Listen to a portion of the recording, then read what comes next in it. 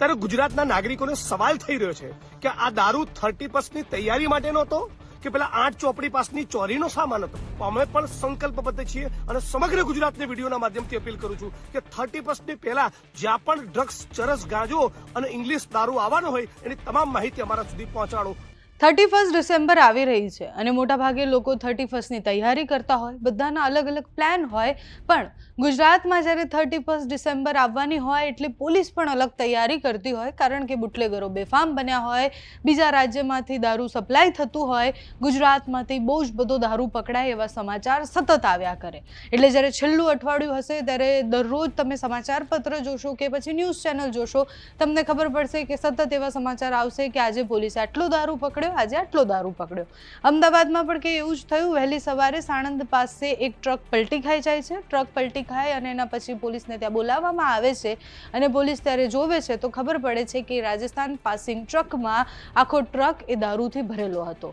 એમાં દારૂની બોટલો દેખાઈ રહી છે. સ્થાનિક લોકો ત્યાં દોડીને આવે છે, પોલીસને બોલાવે છે અને પ્રશ્ન એ થાય છે કે સાણંદ એટલે એવું કહેવાય કે વચ્ચોવચ આવી જાય ત્યાં સુધી આ લોકો પકડાતા કેમ નથી? થોડા દિવસ પહેલા જ આવો કિસ્સો ભાવનગરથી પણ આવ્યો હતો કે ભાવનગરથી બહુ જ બધો દારૂ પકડાયો છે. એની પહેલા અમદાવાદ રિંગ રોડથી પણ એક કિસ્સો સામે આવ્યો હતો કે જેમાં ઊન લઈને જાય છે એવી રીતના આખો ટ્રક એ અમદાવાદની વચ્ચોવચ રિંગ રોડ પાસે પહોંચ્યો અને પછી પોલીસે એને પકડ્યો. તંત્રમાં જે તકલીફ છે અને આપણે એવું કહેવાય કે જે લૂફોલ્સ છે એના કારણે એકદમ ગુજરાતની વચ્ચોવચ દારૂ પહોંચી જાય ત્યાં સુધી એમને પકડવા માટે કોઈ નથી. જ્યારે આ ટ્રક પલટી થઈ જાય છે અને એના પછી એમાંથી દારૂની બોટલો નીકળે છે ત્યારે પોલીસને ખબર પડે છે કે આમાં દારૂની બોટલ હતી. એ રાજસ્થાન પાસિંગની ગાડી છે, એ ટ્રક રાજસ્થાન પાસિંગનો છે તો ત્યાંથી આવ્યો હશે તો કોઈ બોર્ડર પર એને ક્યાંય ચેકિંગ માટે ઊભો જ નહીં રાખ્યો હોય. એ ટ્રક ચાલકથી લઈને બહુ જ બધા સવાલો એ તંત્ર પર પણ છે.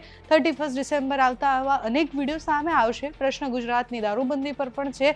ગાંધીનગર ગિફ્ટ સિટીમાં હવે એમાં પણ થોડી છૂટછાટ આપવામાં આવી છે કે બીજા રાજ્યથી આવેલા લોકો પરમિટ વિના પણ દારૂ પી શકે છે.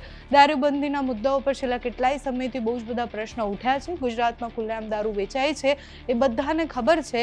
સતત કોંગ્રેસ આ વિષય પર લડવા માટે તૈયાર છે. આ મુદ્દા એટલે કે સાણંદની ઘટના બની એના પછી જિગ્નેશ મેવાણીનો પણ એક વિડીયો સામે આવ્યો છે જેમાં એ સરકાર સામે સવાલ કરી રહ્યા છે, ગૃહમંત્રી સામે સવાલ કરી રહ્યા છે, પોલીસ તંત્ર સામે સવાલ કરી રહ્યા છે કે આખો ને આખો ટ્રક જ્યારે સાણંદ સુધી આવી જાય છે ત્યાં સુધી એને કોઈ રોકતું કેમ નથી. અને એવું પણ કહે છે કે આવા બીજા કોઈ પણ તમને ખબર હોય કે આવી જગ્યાએ દારૂ મળે છે કે આવી જગ્યાએથી દારૂ સપ્લાય થાય છે તો એ વિડીયો પણ તમે અમારા સુધી પહોંચાડો. અત્યારે તો જિગ્નેશ મેવાણી એકદમ આક્રમક અંદાજમાં છે.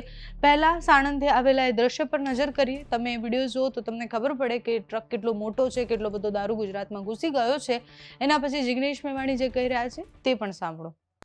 મિત્રો, સાણંદની આશા કિરણ સ્કૂલની બરાબર સામે મુનિયાશ્રમ ચોકડી પાસે દારૂનો સપ્લાય કરી રહેલું એક આઈસર આજે સવારે ઉલટું પડી ગયું અને હજારોની હજારો બોટલ એમાંથી બહાર આવી. ત્યારે ગુજરાતના નાગરિકોને સવાલ થઈ રહ્યો છે કે આ દારૂ 30+ તૈયારી માટેનો હતો કે પેલા 8 ચોપડી પાસની ચોરીનો સામાન હતો. સમગ્ર ગુજરાત એક સુરે કહી રહ્યું છે કે અમારે ગુજરાતમાં બેન દીકરીઓ, માતાઓની વિધવા નથી કરવી. ડ્રગ્સ, ચરસ, ગાંજામાંથી ગુજરાતને મુક્ત કરવું છે અને છતાં ગુજરાતના ઉચ્ચ આઈપીએસ અધિકારીઓ અને 8 ચોપડી પાસની સંપૂર્ણ મિલીભગતના કારણે એમણે સુધરવું નથી, એમની લાંચ વૃત્તિ ત્યજવી નથી. એના કારણે આજે પણ ગુજરાતમાં દારૂની મોટી લાઈનો ચાલુ છે. અમે પણ સંકલ્પબદ્ધ છીએ અને સમગ્ર ગુજરાતને વિડીયોના માધ્યમથી અપીલ કરું છું કે 30+ પહેલા જ્યાં પણ ડ્રગ્સ, ચરસ, ગાંજો અને ઇંગ્લિશ દારૂ આવવાનો હોય એની તમામ માહિતી અમારા સુધી પહોંચાડો. હું માંગ કરું છું વિડીયોના માધ્યમથી કે જે પણ જિલ્લાના જે પણ સ્તરેથી આ દારૂ નીકળીને સાણંદ પહોંચ્યો એના રસ્તામાં આવતા તમામ એસપીની ભૂમિકાની પણ આ મુદ્દે તપાસ કરવામાં આવે.